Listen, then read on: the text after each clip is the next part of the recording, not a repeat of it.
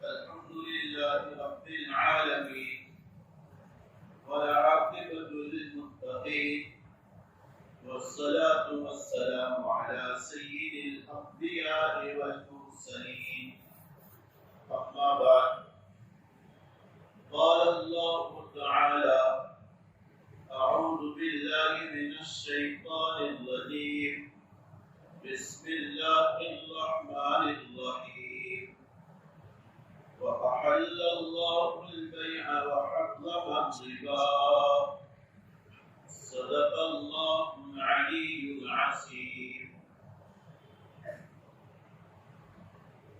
اللهم صل على سيدنا ومولانا محمد المختار وعلى آله وأصحابه الأبرار إلى يوم القرار.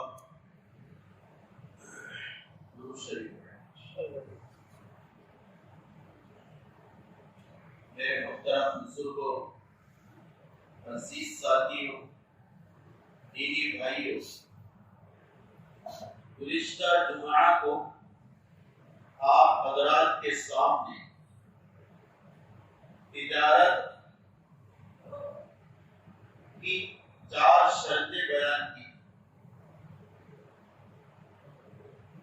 کہ جو تاجر 4 شرطوں کے ساتھ تجارت کرے گا اس کے لیے احادیث میں بہت سے فضائل اور فوائد اور مناقب وارد ہوئے.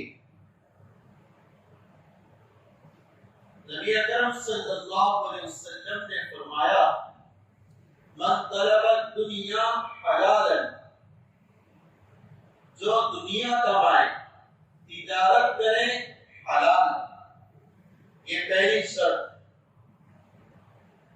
دوسری شرط اور دوسری نیت سعیت علی اہلہ، اپنے بیوی بچوں پر خرچ کرنے کی نیت سے، اپنے معصوم اور والدین پر خرچ کرنے کی نیت سے دنیا کمائے. تیسری شرط تعطفا علی جاری، پڑوسیوں کے ساتھ، غریبوں کے ساتھ حسن سلوک کرنے کی نیت سے تجارت کرے، دنیا کمائے. اور چوتھی شرط استعفافا عن السؤال، سوال سے بچنے کی غرض سے اور نیت سے دنیا کمائے. میں تجارت اس وجہ سے کر رہا ہوں تاکہ کسی کے سامنے ہاتھ پھیلانا نہ پڑے، کیونکہ ہمارے نبی نے فرمایا اوپر کا ہاتھ ہمیشہ نیچے کے ہاتھ سے بہتر ہے. ہمارے نبی نے فرمایا سوال کرنا ذلت ہے. اگر کوئی بغیر ضرورت کے سوال کرتا ہے اپنی ذات کے لیے، اسے ہمارے نبی نے فرمایا کہ ذلت. صحابی رسول خدمت رسالت میں حاصل ہوئے اور یہ کہا یا رسول اللہ صلی اللہ علیہ وسلم، سب سے زیادہ عزت دار میں اپنے معاشرے اور سوسائٹی میں بننا چاہتا ہوں، اس کا کوئی وظیفہ بتائے. ہمارے نبی نے کہا لوگوں سے بے نیاز رہو، لوگوں سے مستغنی رہو، لوگوں کے سامنے ہاتھ نہ پھیلاؤ، اللہ تمہیں عزتدار بنا دے گا. تو یہ 4 باتیں. پہلی بات حلال تجارت، دوسری بات اپنے ماتحتوں کی خدمت کی نیت سے تجارت، تیسری بات غریبوں اور پڑوسیوں کے ساتھ حسن سلوک کی نیت سے تجارت، اور چوتھی نیت میں اس لیے تجارت کر رہا ہوں کسی کے سامنے دست درازی نہ کرنا پڑے، سوال نہ کرنا پڑے. ان 4 شرطوں کے ساتھ جو دنیا کمائے گا، ہمارے نبی نے فرمایا یہ تاجر قیامت کے دن اللہ کے دربار میں حاصل ہوگا اس طرح چہرہ چودھویں رات کے چاند کی طرح چمک رہا ہو، کیا وہ سبا ہوگا کہ جب اس کے چہرے کو انبیاء بھی دیکھیں، اصحاب رسول بھی اس کے چہرے کی زیارت کریں گے؟ من ہوا، یہ کون ہے جس کے چہرے کا نور چاند کے نور کو پھیکا کر رہا ہے؟ وہ کون ہوگا؟ وہ ہوگا جس دن 4 شرطوں کے ساتھ دنیا کمایا تجارت۔ میرے عزیز و بزرگوں دوستو، سچے تاجر کی بہت فضیلتیں احادیث میں آئی۔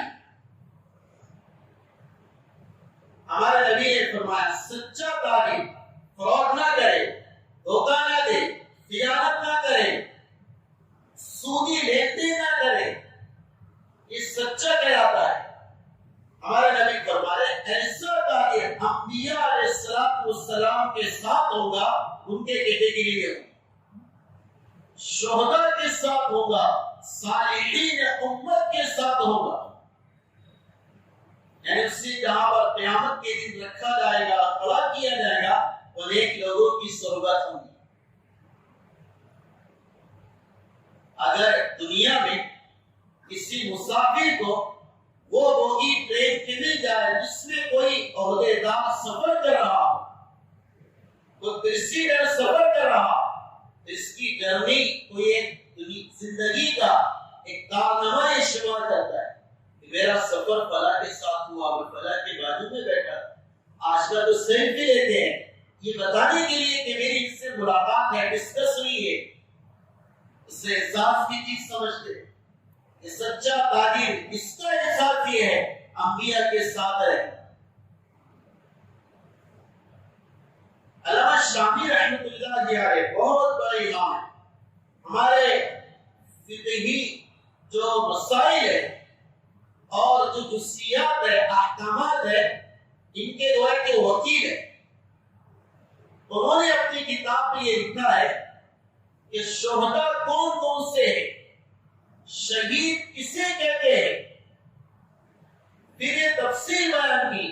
شہید اولاً 2 قسموں پر ہے۔ پہلا شہید دنیا کا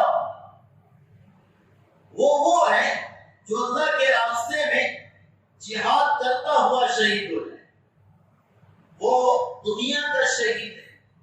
اس کے بارے میں حکم یہ ہے اس شہید کو غسل نہیں دیا جائے گا، اس شہید کو کفن نہیں دیا جائے گا، اسی باڈی کو اسی کپڑے کے ساتھ نماز پڑھ کر دفن کر دیا جائے تاکہ وہ اللہ کے دربار میں کہہ سکے یا اللہ یہ کپڑے اور یہ بدن اور باڈی کا بدن اور خود تیرے راستے میں بہا ہے۔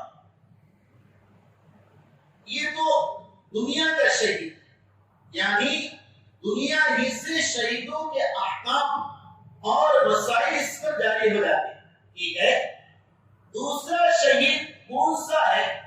وہ ہے جو آخرت کا شہید ہے، یعنی دنیا میں تو اس پر سارے عام احکام جاری ہوں گے، غسل دیا جائے گا، کفن دیا جائے گا، جنازے کی نماز پڑھی جائے گی، جیسا عام لوگوں کو میتوں کے ساتھ کیا جاتا اسی طرح اس کے ساتھ کیا جائے گا، لیکن آخرت میں اس سے وہ ثواب ملے گا جو شہیدوں کو ملتا ہے۔ اب وہ کون سے شہداء ہے میں وہ دینا چاہ رہا۔ علامہ سیوطی رحمۃ اللہ علیہ کے حوالے سے علامہ شامی نے نقل کیا 30 سے زائد وہ شہید ہے جنہیں اللہ کل قیامت میں شہداء کی طرح ثواب عطا فرمائیں گے۔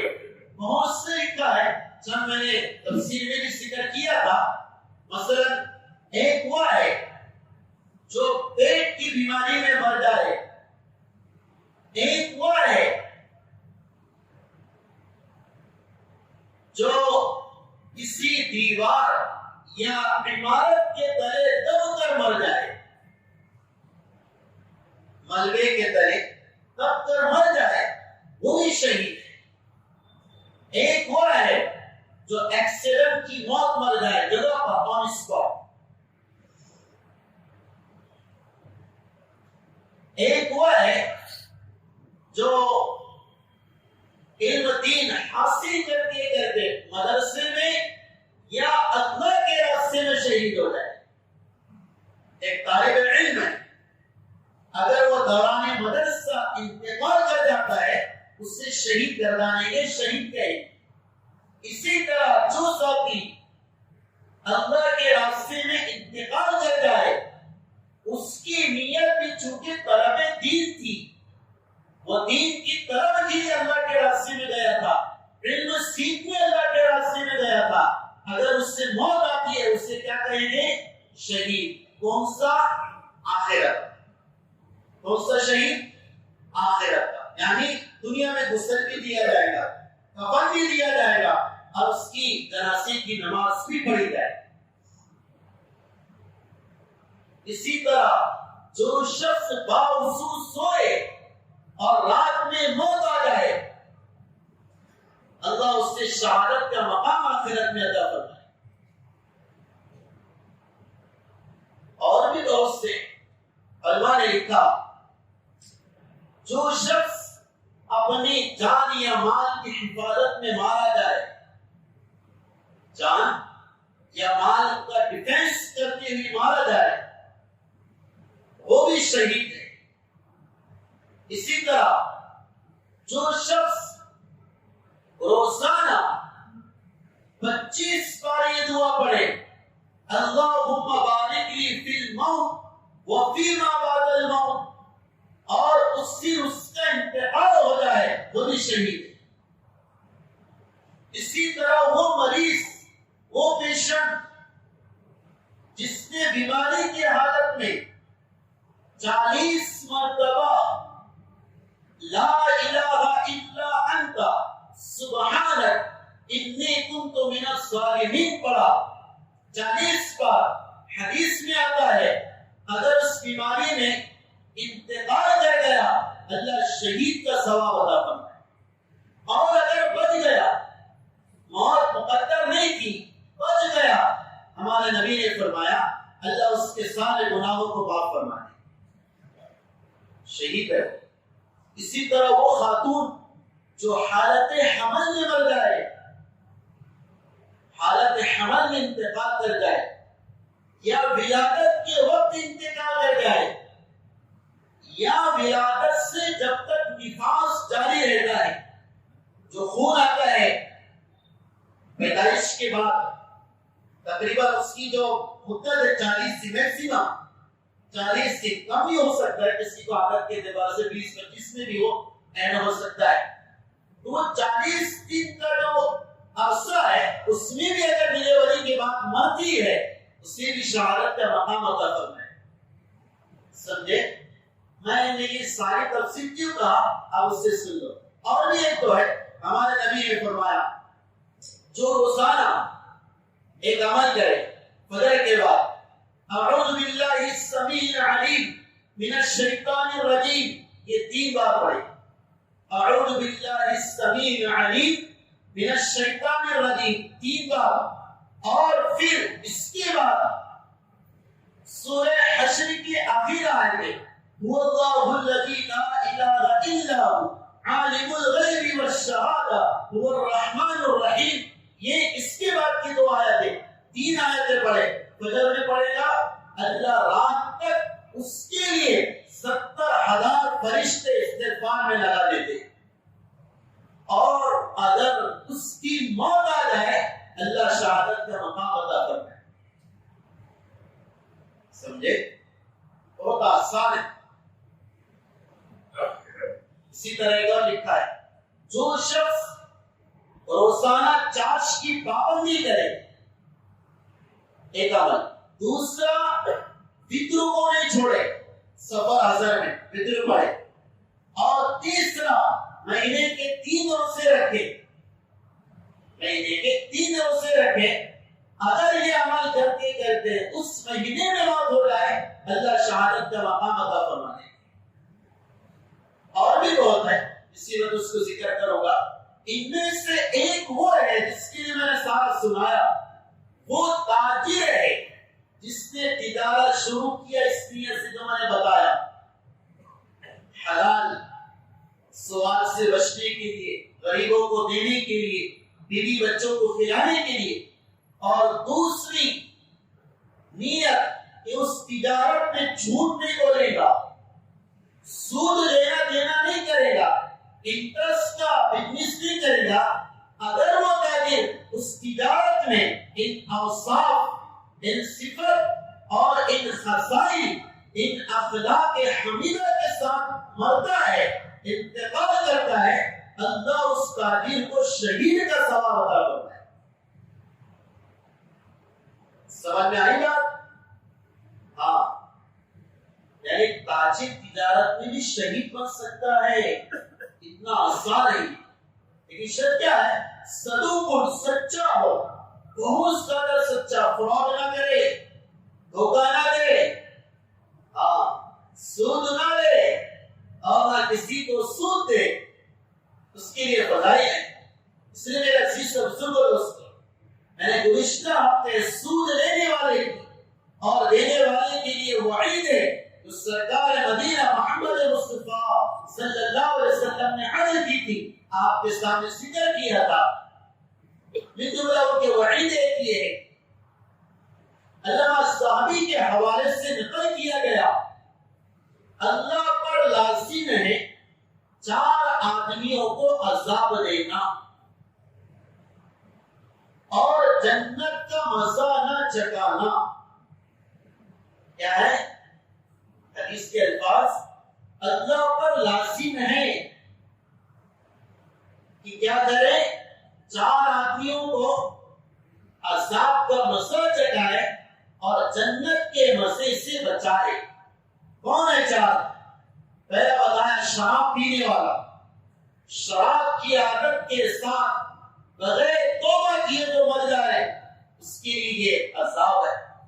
دوسرا یتیم کا مال کھانے والا، اور تیسرا ماں باپ کی نافرمانی کرنے والا، ماں باپ کو ستانے والا، ماں باپ کو رلانے والا، دکھوں کا درد دینے والا وہ نوجوان، چاہے وہ اپنے عبادتوں میں لگا ہو لیکن ماں باپ ناراض ہیں، بڑا مسئلہ ہے۔ صحابی اللہ کے نبی کے پاس رہتا تھا، اللہ کے رسول مجھے کیسے پتا چلے میرا اللہ مجھ سے راضی ہے یا ناراض ہے؟ آپ علامت بتاؤ۔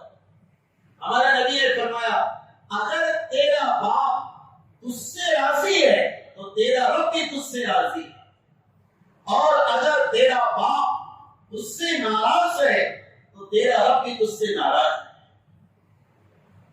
جتنا ان کو بڑھایا ماں باپ کو، ہمارے نبی فرما رہے ان کو ستانے والا ان 4 میں سے ہے جو اللہ کے اوپر ان کو لازم ہے جہنم میں ڈالنا، جنت سے بچانا۔ اور 14 آدمی، وہ آدمی جو سود کھاتا ہو، کیا کرتا ہو؟ سود کھاتا ہو، سود لیتا ہو۔ 4 آدمیوں پر لعنت آئی، نبی کی زبانی لعنت یعنی اسے کہتے ہیں جس پر لعنت کی جائے اللہ کے رحمت سے دور ہو جاتا ہے، اللہ کے زیر رحمت وہ نہیں رہتا ہے۔ پہلا آدمی سود کھانے والا، دوسرا کھلانے والا، تیسرا منشی لکھنے والا، اور چوتھا اس پر گواہ بننے والا۔ سودی کاروبار پر، انٹرسٹ کے بزنس پر جو گواہ بنتا ہے، اب سبھی کر دے تو میں گواہ ہوں نا، میں دلا دوں گا۔ ہمارے نبی نے کہا اس پر بھی اللہ کی لعنت ہوتی ہے۔ ہمارا نبی کہے 7 گناہ ٹاپ کے، السبع المحبطات اتقوا، 7 بڑے گناہ جس سے ہلاکت ہوتی ہے بچوں۔ پہلا گناہ شرک کرنا، دوسرا گناہ جادو کرنا، تیسرا گناہ یتیم کا مال کھانا، چوتھا گناہ میدان جہاد سے پیٹ پھیر کر بھاگنا، پانچواں گناہ پاک دامن عورت یا کسی مرد کو تہمت لگانا، چھٹا گناہ جادوگر کی تصدیق کرنا، اور 7واں گناہ سود کھانا۔ سود کھانا ان 7 جرائم میں سے ہے جس سے ہلاک کرنے والا کہا گیا۔ دنیا ادھر جاتی ہے سود پر، میں نے گزشتہ اس کو سمجھایا تھا، ہمارے اکابر کی آپ کتابیں پڑھو گے، اگر کوئی اجازت مانگتا ہے سود لینے کی کہ ہمیں اجازت دے دو، میں بہت پریشان ہوں، تو ہمارے اکابر فتاوی میں لکھتے ہیں کہ اگر تو سود لے گا، سودی قرض لے گا، تو ابھی جتنا پریشان ہے اس سے زیادہ پریشان سود لینے کے بعد ہوگا۔ آگے ہمارا پڑھا ہوا دیکھا ہوا تجربہ ہے، انسان اس معاملے میں پھنستا ہے، زندگی اجڑ جاتی ہے، چونکہ وہ جو رقم ہے سود کی، اتنی خباثت ہے اس میں، اتنی خباثت ہے کہ شریعت کہتی ہے اگر کسی کے پاس کسی نے حفاظت کے لیے بینک میں سیونگ اکاؤنٹ میں پیسے رکھا حفاظت کی نیت سے، سمجھے، پھر اگر اس پر انٹرسٹ ملتا ہے، وہ رقم چونکہ خبیث ہے، وہ بڑی نجس رقم ہے، کیا کرے، اسے کسی غریب کو بغیر ثواب کی نیت کے دے دے، ثواب کی نیت بھی نہیں کرنا اور غریب کو دینا۔ اور آگے لکھا ہے بعض لوگ یہ کہتے ہیں کہ سود کی رقم مسجد کے بیت الخلا میں لگا، کہاں لگا؟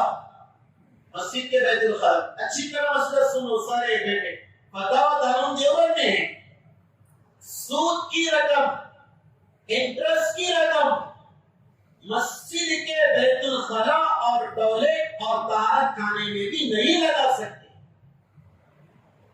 سمجھائی بات، نہیں لگا سکتے، رفاہی کاموں میں نہیں لگا سکتے۔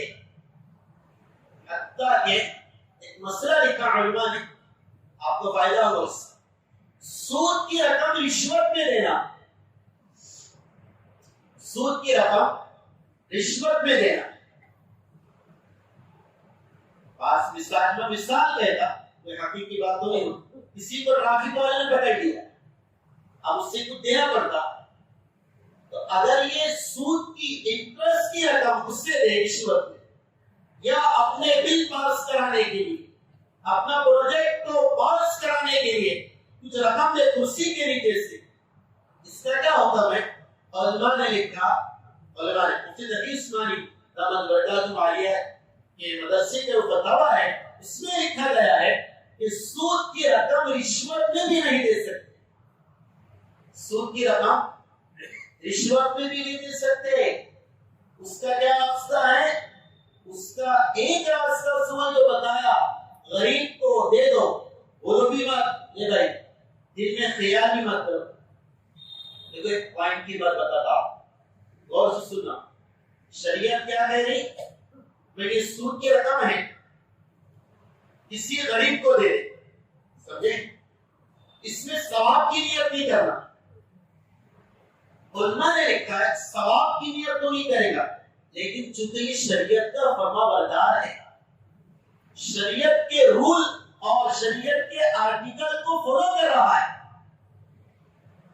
تو اسے نیت نہ کرنے کو کہا ثواب کی، لیکن اس سے حکم بجا لانے کی وجہ سے ثواب اور اس سے اجر ضرور ملے، چونکہ کیا کر رہا بولو، شریعت کے رول پر عمل کر رہا ہے، گرچہ ثواب کی نیت نہ کرے، لیکن شریعت چونکہ اس کی اطاعت کو دیکھ رہی کہ اطاعت تو کر رہا نا، اطاعت پر اللہ اسے اپنی طرف سے ثواب دیں گے، اسے نیت نہیں کرنا ہے، سمجھ آیا؟